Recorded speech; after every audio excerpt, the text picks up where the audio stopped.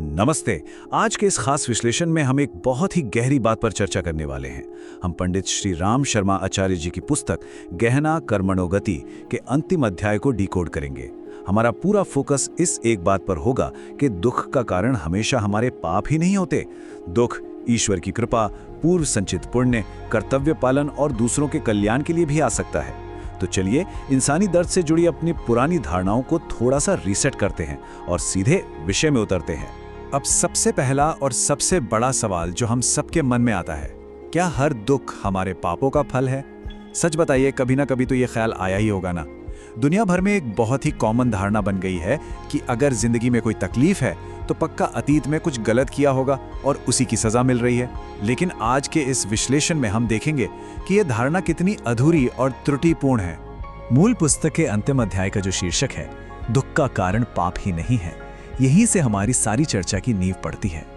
ये एक लाइन सोच को पूरी तरह से पलट कर रख देती है, क्योंकि ये स्पष्ट करती है कि दुख के कई और भी कारण हो सकते हैं।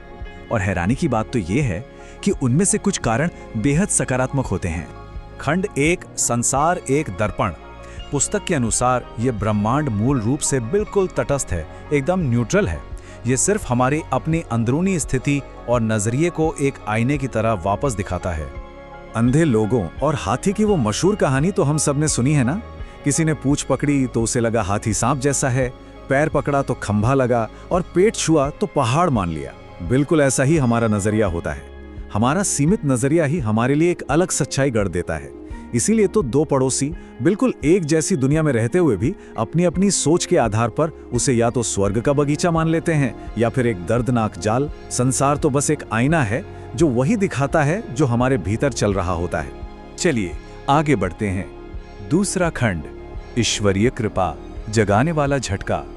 दुख का एक ऐसा कारण जो बिल्कुल अप्रत्याशित है, वो है सीधा ईश्वरीय हस्तक्षेप। इस बात को समझने के लिए साधारण इच्छा और ईश्वरीय झटके के बीच के फर्क को देखना बहुत जरूरी है। एक तरफ होती है हमारी सांसारिक मोहमाया।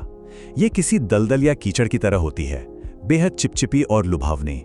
इंसान इसमें ऐसा फंसता है कि बाहर ही नहीं आना चाहता। दूसरी तरफ आए ईश्वरीय झटका। जब हमारी चेतना अज्ञान की गहरी नींद में सो रही होती है तो उसे जगाने के लिए एक तेज और कभी-कभी दर्दनाक झटके की जरूरत होती है। ये जानकर वाकई हैरानी होती है कि जिसे दुख मानकर रोया जाता है वो असल में सांसारिक मोहमाया से बचाने और सही रास्ते पर लाने का एक ईश्वरीय प्रयास हो सकता है।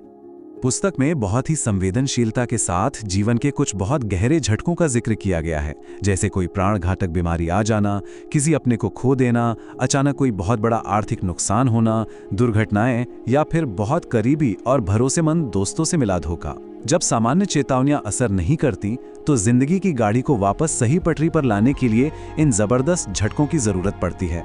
ये दुख इंसान को झकझोर कर रख देते हैं ताकि भूल सुधारी जा सके। अब आते हैं तीसरे खंड पर, सच्चे रक्षक जब पुण्य कष्ट देते हैं। ये कॉन्सेप्ट थोड़ा चौंकाने वाला है।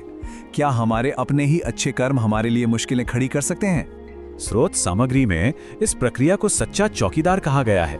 इसका मतलब है कि पिछले अच्छे कर्म या संचित पुण्य एक एक्टिव गार्ड यानी रक्षक की तरह काम करते हैं।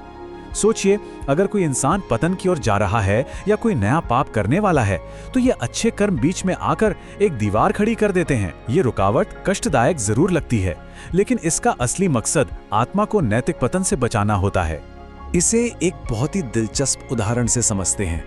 फर्ज कीजिए कोई व्यक्ति चोरी करने के इरादे से जा रहा है, लेकिन रास्ते में ही गिरकर उसका पैर टूट जाता है। अब देखने में तो ये एक भयंकर दुर्घटना और बड़ा दुख है ना? लेकिन जरा गहराई से सोचिए, वास्तव में वो पैर का टूटना एक सुरक्षात्मक आशीर्वाद था। उसी की वजह से वो व्यक्ति एक बहुत बड़े पाप और उसके भविष्य के भयानक परिणामों से बच गया। ये नजरिया सच में सोच बदलने वाला है। चौथा खंड, कर्तव्य का मार्ग, स्वेच्छा से उठाए कष्ट। ये वो दुख है जिसे इंसान अपने कर्तव्य पालन और जन कल्याण के लिए अपनी मर्जी से चुनता है। दिन रात एक करके पढ़ाई करने वाले एक समर्पित छात्र का संघर्ष देखिए, या अपने बच्चे की परवरिश के लिए अपनी नींद और आराम का त्याग करने वाली एक माँ का संघर्ष, या फिर समाज की भलाई के लिए अपना सब कुछ न्योछावर कर देने वाले एक निस्वार्थ संत के कष्ट। क्या इन सबको उनके किसी बुरे कर्म की सजा मिल रही है? बिल्कुल नहीं। ये तो उच्च जिम्मेदारियों को निभाने के लिए दिए गए महान और जरूरी बलिदान हैं। इससे ये साफ हो जाता है कि कई बार दूसरों के कल्याण के लिए भी खुशी खुशी दुख उठाया जाता है। और ये बात मूल पाठ के इस बेहद खूबसूरत उदाहरण से बिल्कुल सटीक साबित होती है। ये पुण्य संचय के, तपश्चर्या के, अपनी सत्यता की परीक्षा देकर स्वर्ण समान चमकाने वाले दुख हैं। इसका सीधा सा मतलब है कि धर्म या कर्तव्य के रास्ते पर जो कष्ट मिलते हैं वो कोई जुर्माना या पेनाल्टी नहीं है। वो आग है जो महान लोगों को कसौटी पर परख कर उन्हें शुद्ध सोने की तरह चमका देती है। एकदम शानदार विचार है ये। आगे बढ़ते हैं 5वें खंड पर, कर्म की गहन गति, मानवीय समझ से परे।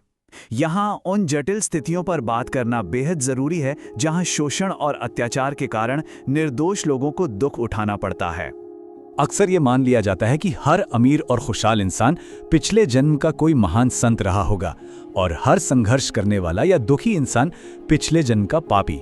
लेकिन पुस्तक इस खतरनाक भ्रम के खिलाफ कड़ी चेतावनी देती है। इस तरह की सतही सोच से क्या होता है? या तो बिना बात की आत्मग्लानि पैदा होती है या फिर झूठा अहंकार। किसी पीड़ित के वर्तमान दर्द को तुरंत उसके पिछले जन्मों का पाप का लेबल लगा देना बिल्कुल गलत है, क्योंकि कर्म की गति इतनी सीधी नहीं होती। मूल पाठ से लिया गया ये अंतिम अंश मानव कर्तव्य का सबसे महत्वपूर्ण निष्कर्ष हमारे सामने रखता है। ये बिल्कुल स्पष्ट करता है कि कर्म की वास्तविक गति बेहद गहरी है, बहुत रहस्यमयी है। सफलता, असफलता, दुख या सुख, इन सब के पीछे अनगिनत कारण होते हैं और इस पूरी गणित को सिर्फ और सिर्फ वो परमात्मा ही जानता है, हम इंसान नहीं। तो आज के इस विश्लेषण के मुख्य निष्कर्ष क्या निकले? पहला, ये दुनिया सिर्फ एक न्यूट्रल आईना है। दूसरा, जीवन के जो सबसे गंभीर झटके होते हैं वो अक्सर ईश्वरीय कृपा होते हैं। तीसरा, हमारे ही पिछले पुण्य हमें पाप के रास्ते पर जाने से रोक लेते हैं।